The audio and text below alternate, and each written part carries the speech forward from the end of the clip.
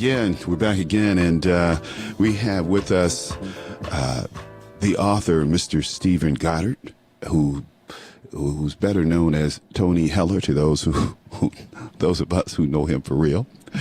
Hey, Mr. Goddard, how are you? Should I call you Stephen Goddard or should I call you Tony Heller? Tony works good. Tony for me, works, Charles, okay. thanks. Tony, and he is for those of you who are familiar with his work, he's a climate change historian. Some people call him a climate change denier, but we'll call him a climate change historian because he deals with the facts. See, that's what I do here on the Charles Butler Show. We just deal with the facts. You know, I don't care if it's Democrat, Republican, liberal, conservative, liberty. I don't care what the view is. You know, I just roll with what I think is best for the American people, what I think is best for us. And it's certainly not this agenda that Mr. Obama has put forth the last 8 years. Even Bill Clinton said that, the awful legacy of the last 8 years. We need to put that behind us and elect Hillary. I don't think so. But anyway, hey, Steve, you wrote a new article. Share that a little bit with the people out here. About and some of the things that you've written and what you do, because your real moniker out there is Stephen Goddard, and you caught my eye years ago because it was the Goddard moniker, and the Goddard Space Center, yada yada yada. So it brings a lot of credibility. You have this blog that's called Dismog blog. Go ahead. Yeah. So, so basically, I have a long background in science and engineering, and I was working at Los Alamos about 40 years ago, and I was first introduced to the whole global warming theory, and it was very interesting. I was pretty much of a true believer for most of the last, from about mid-70s until about 10 years ago. And I started getting interested in just looking closer at the data, and went in and did a lot of analysis of old temperature records, looking at old historical archives, at old newspapers, and I started getting a little disturbed at what I was finding. I was seeing that the data had been altered, and that the whole climate story had been changed quite a bit. And then actually I started seeing was that as late as the late 1990s, early 2000s, pretty much all the literature and the data from NASA and NOAA showed that the U.S. had actually been cooling since the 1930s. And it cooled rather significantly from the 1930s to the end of the 20th century. And then they'd actually changed it around 15 years ago. They actually altered the data, and suddenly all this cooling turned into warming. And this is not normally how we do things in science or engineering. And so I looked deeper and deeper and started finding that this was just a very typical pattern. They did the same thing with sea level data. They, radically altered the sea level data to make it look like sea level was rising faster, temperature data, and just about all the other climatological data. You see these systematic adjustments where data which used to show less alarming is now much more alarming. And they've continued that right up to just recently. They erased the hiatus. Now they're adjusting the satellite data to make it look like there's a lot more warming than there was previously. And it looks very agenda-driven. It looks what driven? Very agenda-driven. I mean, all of these adjustments seem to coincide with the political objectives of creating alarm about the climate. But if you look at the raw data, it doesn't really support the alarmism. Well, that's what a lot of people say. In fact, Ivan Guyver, who won the Nobel Prize and who had supported Barack Obama in 2008 with climate change, he came out and said, I was wrong. He said, I tell the president today, Mr. President, you're wrong on climate change. Yeah. Well, a few years ago, Obama said that, basically said he didn't have time to debate the Flat Earth Society and we had to move forward. But since then, he's gone into, spent a huge amount of time on this, attacking deniers. Now he wants to prosecute them.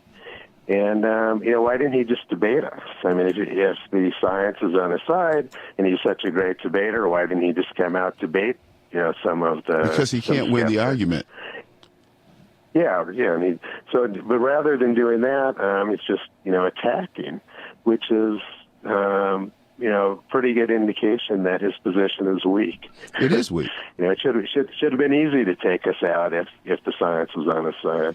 Well, that's what they claim, but we know better. And whenever you have the facts, it's like I was debating this young man, this president, about immigrants and about their assimilation. The first thing that pro-immigration people want to claim is that, these people, they're immigrating into our society, they're assimilating, and nothing could be further from the truth. Every day we experience something, at least I experience, and I know people experience, something that says we're getting further and further from the Americana I grew up with. I'm sorry, but I want to take America back to the America that I knew. The Twinkies, the Hostess Twinkies, the Pepsi that's not manufactured in Mexico, by the way, the Radio City red wagons, those are the things that, made America great. I think, and I say this all the time, and you correct me if you think I'm wrong, with this, Tony, and that is there are four things that made America great. One law, the Constitution, one language, English, one, people, American, and I'm drawing a blank on the fourth thing because I'm not looking at my little cheat sheet. But but there were four things I think that continue to make this country great, and we're missing that today. Because people are talking about multiculturalism. There are even people who are talking about Sharia law, and there is no law higher than the Constitution. Right now, people and I know this is getting off topic, but people in North Carolina are the state had to pass a law saying that municipalities can't make up their own anti-discrimination laws. No, women can't come in men's toilets and men can't go in women's restrooms. God put you a certain way, and whatever your crazy mind is telling you, guess what? You have a penis or you have a vagina. Okay. Well, I'm definitely not going to get a disagreement from me about that. I think you're spot on, Charles. But, when we start talking about climate, there's a lot of money involved in this climate change religion. There's a lot of taxpayer money tied up in it. It is the craziest thing I've ever heard. And, I was at an event. I don't know if I've ever shared this with you, Tony, but I was at an event because, see, I heard you speak at Heartland about 3 or 4 years ago, about 2 years ago. You came to Heartland and spoke. Do you remember that? Yeah. Yeah, I was there, here in Chicago. But I had this story that I was going to tell you about. I just lost it. That's embarrassing. I just lost it. But again, we have these climate change people who come with these stories, and they just don't bring it. They, you debate them and you give them truth. Oh, I know. I was going to tell you the Al Gore story. I was at the Milken global meeting that happens every year out in L.A. at the Hilton Hotel. And for lunch, we had a speaker. His name was Al Gore. And, of course, he was the former vice president. He gave the slide presentation, and he really wasn't all that good at it. But he was just getting started with this climate change routine, was showing the slides of Mount Kilimanjaro, melting, the snow cap melting, and Mount Fuji, the snow cap melting. And, you really couldn't tell if the pictures were taken in the winter or if they had been taken in the spring or summer, right? But, he showed the differences in the snow caps and the melting in the Antarctic and all these other things. And so Roger Ailes of Fox News was on the show, and Roger said, he said to Al Gore, if I had known you were that passionate about something, Al, I may have voted for you. And the crowd just laughed for about 5 minutes, man. It was hysterical. I mean, they couldn't get control of the crowd because the crowd was just breaking up. Because I think there were a lot, there were a lot of scientists there, a lot of business people there. There were a lot of people who were kind of bottom line people. And so this thing really made an impression on a lot of people. It made an impression on me until I really got into the minutia and started figuring out. I thought there was climate change until I'm a member of Heartland and a supporter of Heartland. And they support me. So I was over there and I'm like going, God, this is great.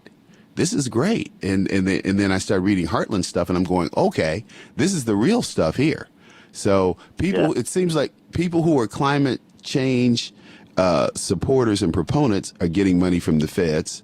And those who are not are just independent scientists who are commenting on the data.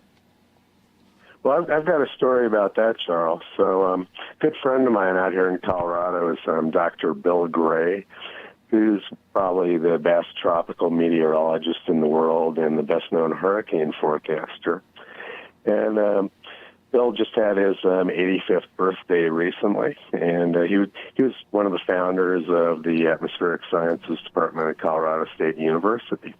And he got money from NOAA for his hurricane research basically every year from the 60s until 1993. And what happened was he got an invitation from Al Gore, who had just started up as vice president, to come to a global warming meeting he was having out in D.C. And Bill said he'd be happy to come, but that Al should know that he wasn't a believer in this. And his funding got cut off from NOAA right after. I never got another penny out of the government, even though the CSU hurricane forecast is the most widely read in the world. So that's pretty much how this is. They create consensus was if you toe the line, you get money. You get a claim. You get to come to the conferences. If you don't, you lose your funding. You get ostracized, and now they even want to prosecute you. So that's a pretty effective way to create the appearance of a consensus is by intimidation and bully. It's basically mafia tactics that they've used to create this aura of consensus. Yeah, no question. Hey, look, we'll be right back. We'll be right back with my good friend, Tony Heller, better known as Stephen Goddard, the climate change historian. So look, give us a call, 800-259-5791. If you'd like to comment, ask him a question. It's Freedom Friday.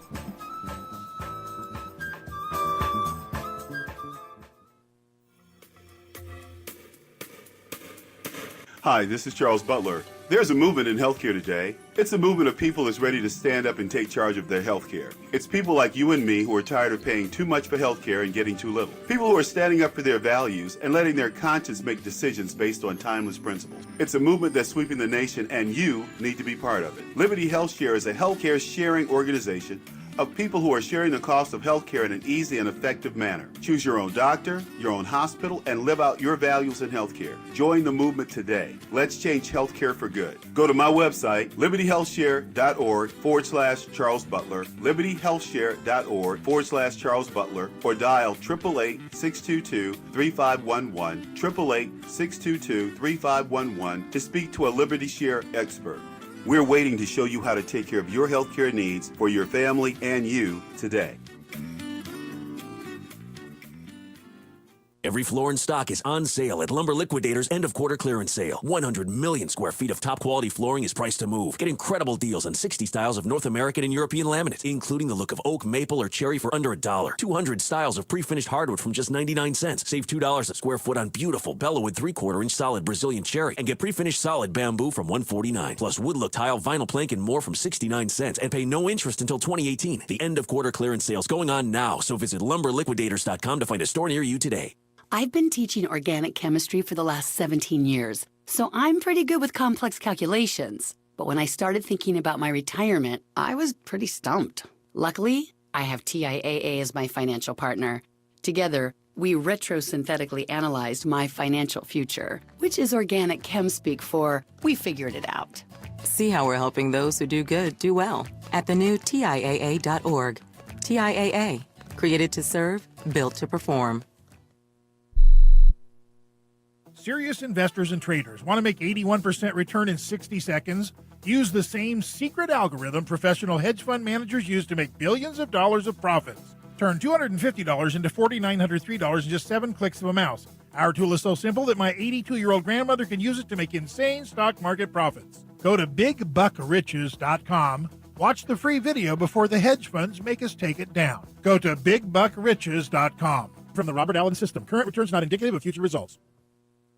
This is a healthcare alert from the Pain Relief Hotline. If you, a family member, or a loved one suffers from knee, back, shoulder, or ankle pain and have Medicare as your primary insurance, we've got great news. You don't have to suffer any longer. You can immediately qualify for a pain-relieving brace at little or no cost to you by calling our 24/7 Pain Relief Hotline at 866-389-0620. Delivery is free and all paperwork is handled for you. If you are on Medicare and have knee, back, shoulder, or ankle pain, don't wait. You can qualify to immediately receive a pain-relieving brace at little or no cost by calling our 24/7 Pain Hotline now at 866-389-0620. Our representatives are standing by 24/7 to take your call and rush you your pain-relieving brace at little or no cost to you. Shipping is free and all paperwork is handled for you. Just call 866-389-0620. That's 866-389-0620. Again, 866-389-0620. Don't know what's in your drinking water? Better get a Pro Pure. With the Pro 1G 2.0 all-in-one filter, remove over 200 contaminants, including fluoride and lead. Taste water the way nature meant it to be. Clean, crisp, and refreshing. See the complete line of Pro Pure water filtration products. There's a Pro Pure system for you. Visit your authorized Pro Pure dealer for details on our current free shipping special or ProPureUSA.com. That's ProPureUSA.com.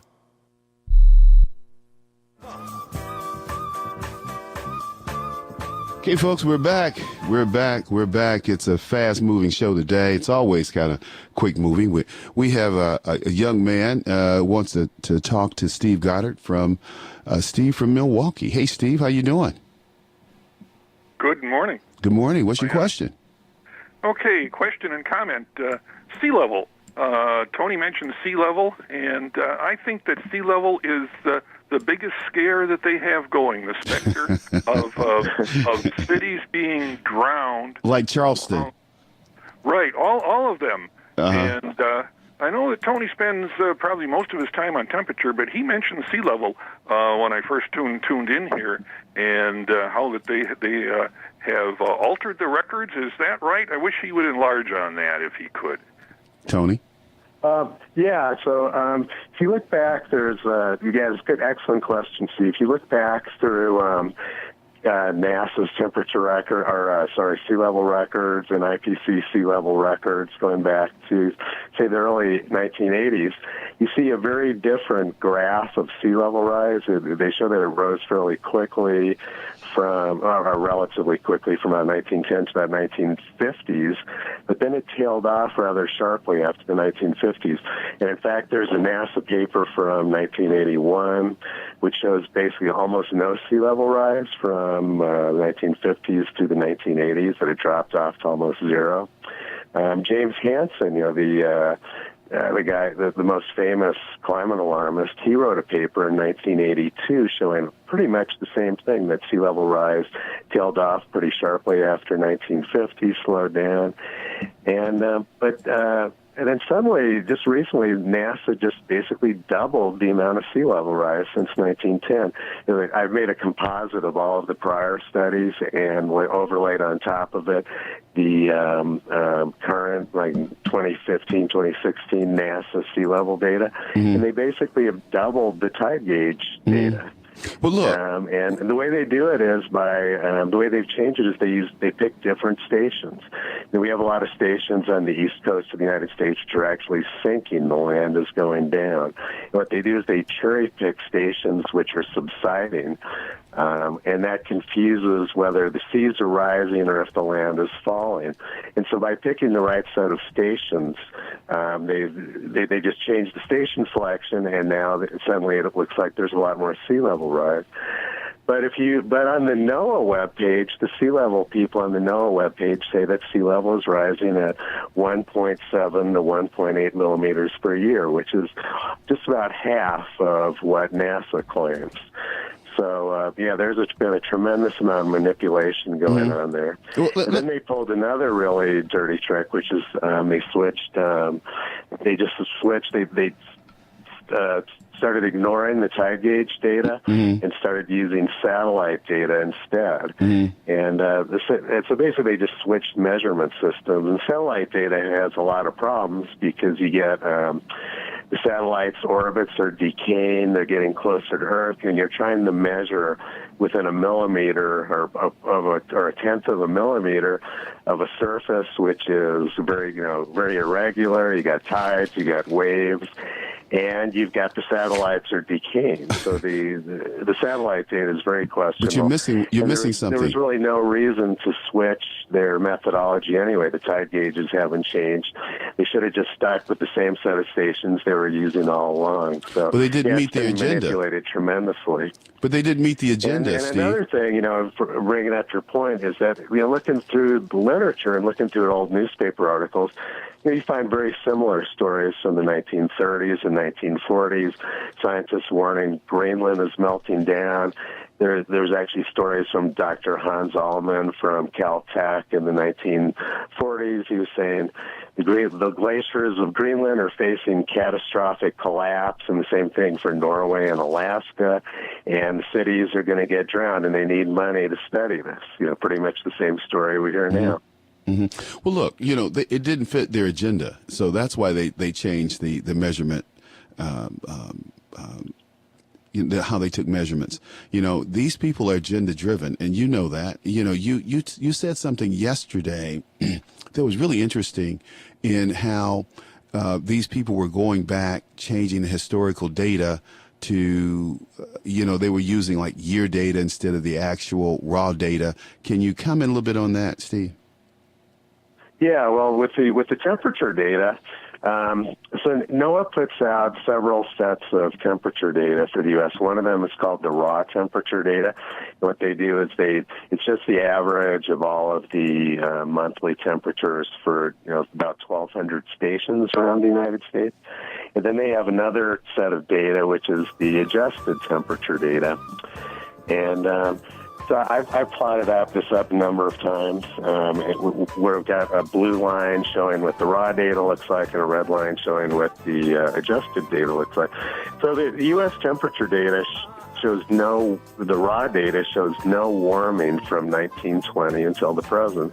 And it shows that the warmest decade was the 1930s, actually. Wow. Hey, and look, this is what NASA data showed, everybody showed until about... Can you come back? Hi, this is Charles Butler. Are you tired of the healthcare traffic jam? Well, I am. Today, Americans face high premiums and higher deductibles before the insurance company pays a plug nickel towards their medical bills. Break free of the Obamacare debacle and take control of your healthcare needs. Join the Liberty Health Share movement. Liberty Health Share is showing Americans an efficient way to share their healthcare costs. Liberty Health Share is exempt from the Obamacare Act. You choose your own doctor, your own hospital, and live out your values in healthcare. Join the movement today. Let's change healthcare for good. Go to my website at libertyhealthshare.org/Charles Butler. That's libertyhealthshare.org/Charles Butler, or call us at 888-622-3511. That's 888-622-3511, and ask to speak to a Liberty Share expert. We're waiting to show you how to take control of your healthcare needs today.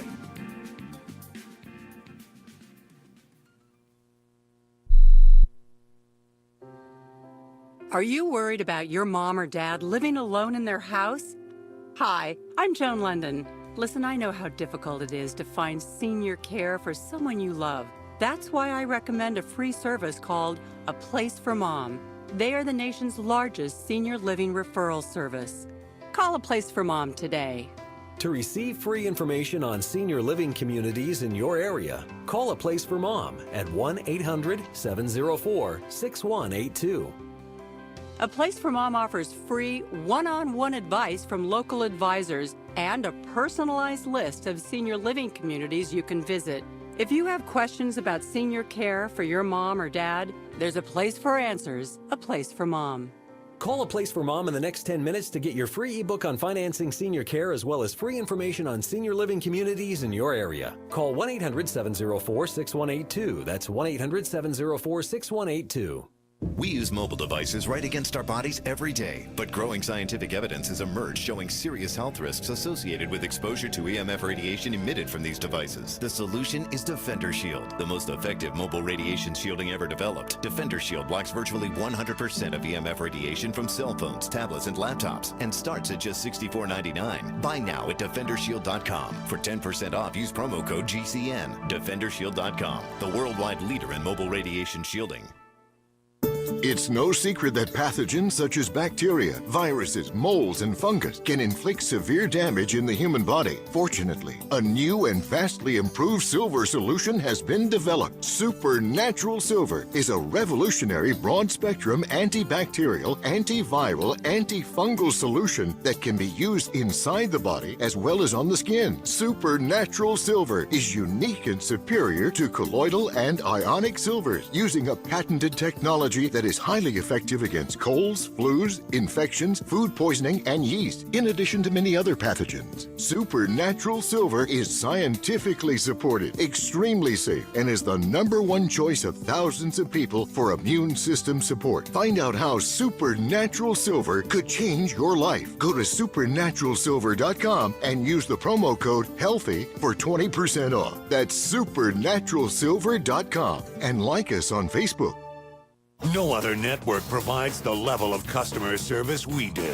When it comes to radio advertising, we are your one-stop shop. And no matter how big or small your business is, we can help. Email us at advertise@gcnlive.com, and an experienced advertising executive will help you take the first step towards driving more customers to your business or website. Advertise@gcnlive.com. Easy, affordable, effective. I'm Nick Soboleski, a Select Quote agent with a true story that could save you hundreds of dollars a year. A woman named Linda just called. Her husband, Ray, has a $300,000 group life insurance policy, but is changing jobs and can't take it with him. Well, I impartially shopped the highly rated term life insurance companies we represent and found Ray, who is 41 and takes medication to control his cholesterol, a 10-year, $500,000 policy for under $26 a month. That's almost twice the coverage for less than half of what he had paid. If SelectQuote hasn't shopped for your life insurance, you're probably paying too much.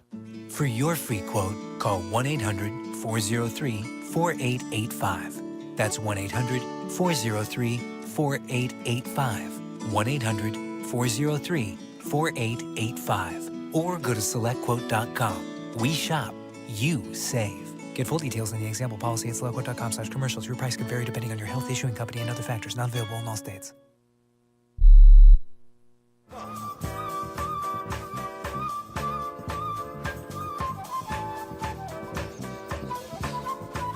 Okay, we're coming back, and Steve Goddard, Tony Heller, has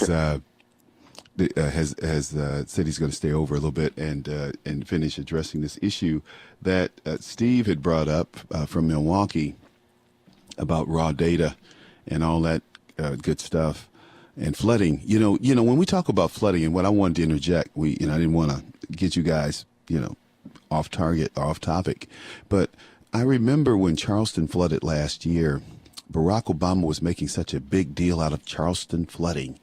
And when I started doing some research for the story,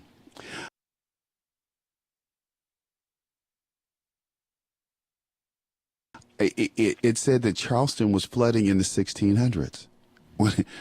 Because it's under sea level. It always floods. But he was using this as a perfect example of why climate change is real. And I'm going, the guy is such an effing liar. Well, one of Obama's favorite things, right, was street fishing in Miami. You go back, it was 1926. They had big ships in downtown Miami Beach. The hurricane came in, sea level rose up 5 feet. The whole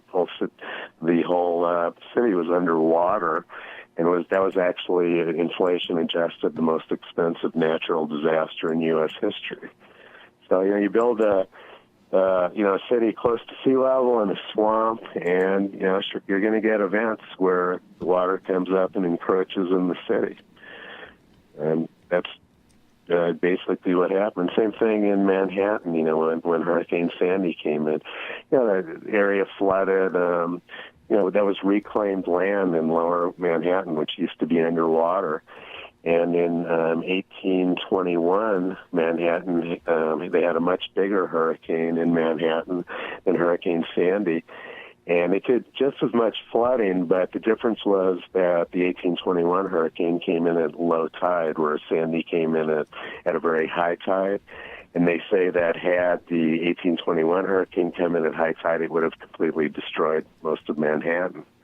Mm-hmm. So, if you cherry pick isolated events like you said, the Charleston flood or the street fishing in Miami, and don't look at the big picture, the historical record, what the geography of the area is like, you're going to come up with totally the wrong idea about what's going on. Well, and as far as sea level, another interesting thing is you look back to 34 years ago. All the predictions were that the 1,200 islands of the Maldives were all going to be underwater by then, and they're still there. And you go back, I found articles from the mid-19th century about the Maldives talking about islands that are disappearing under sea level. So there's something that's been going on forever.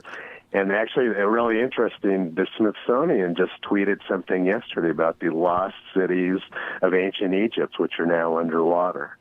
And they've been underwater for thousands of years. And the BBC did a story recently, about 4 or 5 years ago, about a city off the coast of India, which is now 40 feet underwater.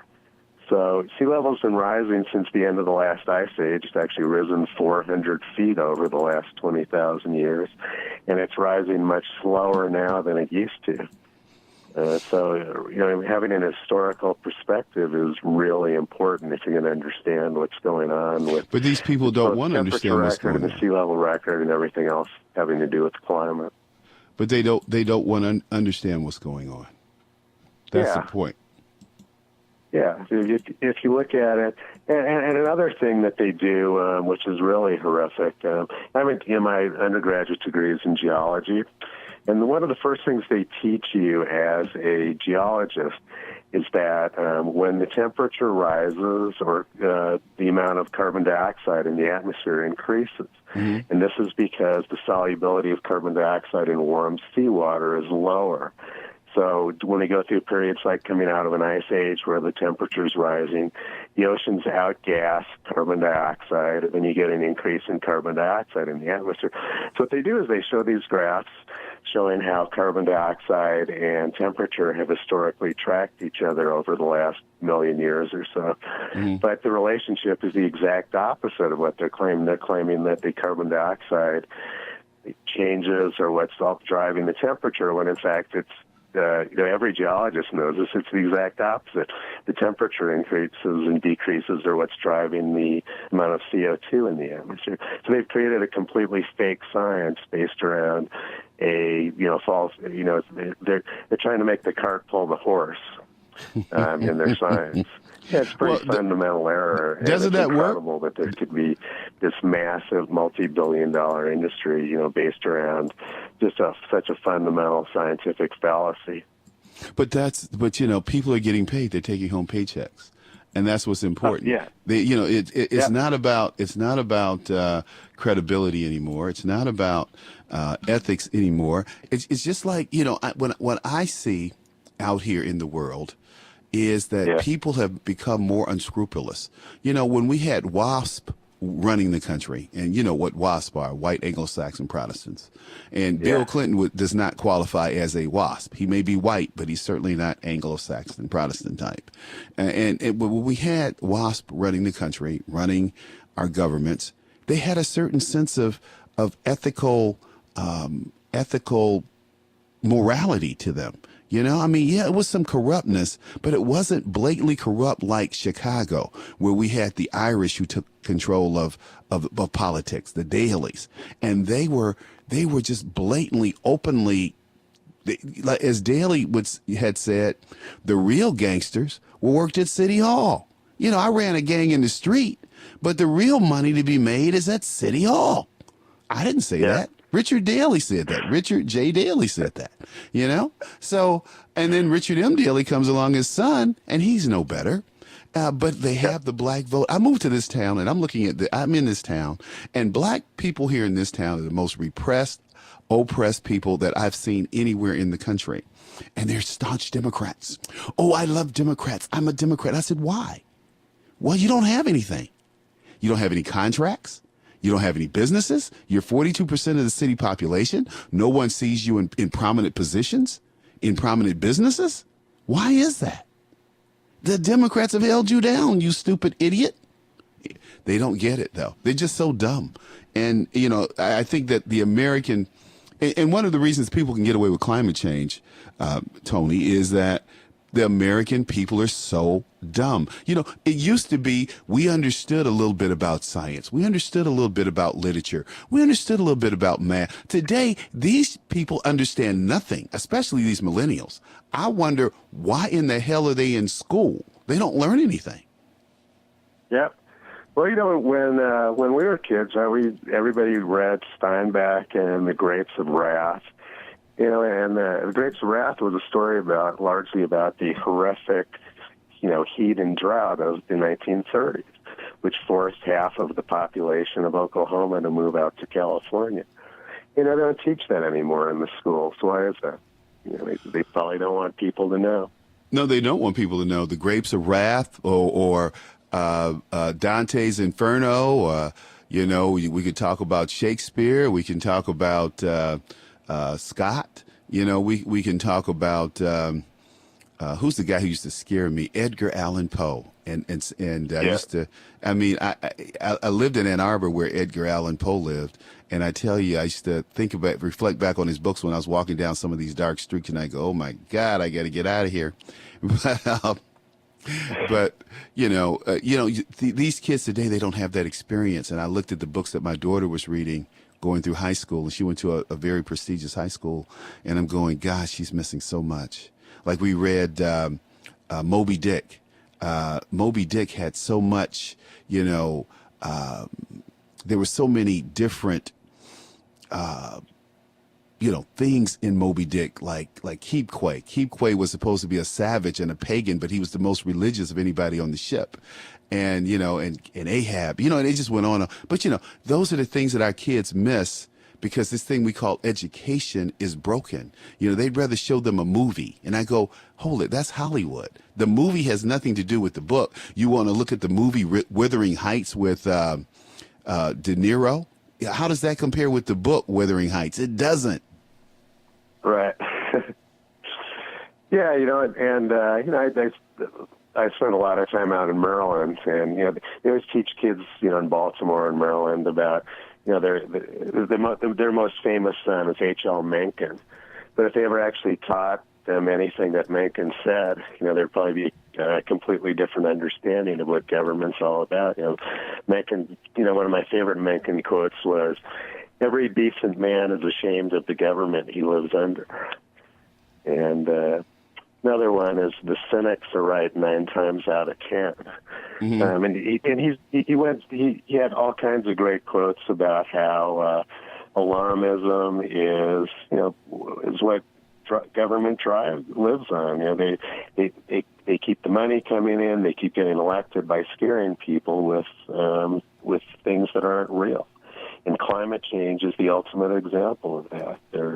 It's not a serious problem. You know, you look back in the 1930s, the climate was much worse in the United States in the 1930s. Same thing in the 1950s. You know, terrible heat, drought. You know, one of the biggest scams that goes on with this is everybody thinks, oh, it's going to get really hot in the future. The White House put out this national climate assessment saying that the number of 90-degree days, the number of 100-degree days is going to skyrocket. But if you look at the actual temperature data for the United States, they've dropped off. You know, hot days have dropped off dramatically. We used to get a lot more 90 and 100-degree days in the United States prior to 1955. And for some reason, after 1955, dropped way off, and we get very few of them anymore. And one of the few exceptions was 1988 when James Hansen testified before Congress. And that was a hot summer, and it was really the last really hot summer we had across the United States. And he was saying, "Oh yeah, this is what our future is going to be like." And again, all this hot weather. But we actually have had very little hot weather in the United States over the past 30 years and over the last 60 years. It used to be much hotter here. Mm-hmm. Well, it's good. Good. Hey, well, look, man, thank you so much for being with me today, spending this extra time clearing up some thoughts about climate change. You can find Tony's work under Stephen Goddard, Goddard. Tony, thanks so much, man. We'll be in touch. Get you back. Yeah, thanks, Charles. Yeah, okay, it's great having. Thank you for having me on. It's great. Happy Easter. It's Tony Heller. We'll be back. Folks, when we come back, don't have a lot of time, oh my God, but we'll talk about something that's really interesting. So stay tuned. 800-259-5791.